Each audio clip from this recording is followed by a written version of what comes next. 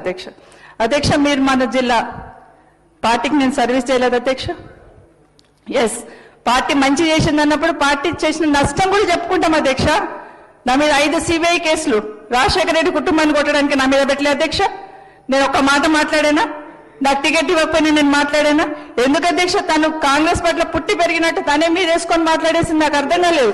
అసలు సంబంధం లేని ఇష్యూ తనకు నాకు ఏం మాత్రం సంబంధం లేదు. మీరు మాట్లాడుతుంటారు, మీరు అట్లా ఇంకా మీరు వదిలేస్తే ఎట్లా అధ్యక్ష? మీరైనా కనీసం చెప్పాలి కదా.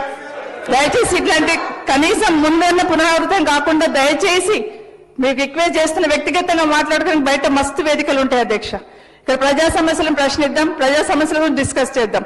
నేను ఈ రోజు మన రేవంత్ రెడ్డి గారు ముఖ్యమంత్రి గారు అసెంబ్లీలో మాట్లాడేంత వరకు నేను కాంగ్రెస్ పార్టీని కామెంట్ చేయలేదు అధ్యక్ష. ఎప్పుడైతే మాట్లాడారో అప్పుడు మాత్రమే కామెంట్ చేసిన. నా మీద కేసులు పెట్టింది మాట్లాడలేదు, నాకు టికెట్ ఇవ్వండి మాట్లాడలేదు, అసలు కామెంట్ చేయలేదు.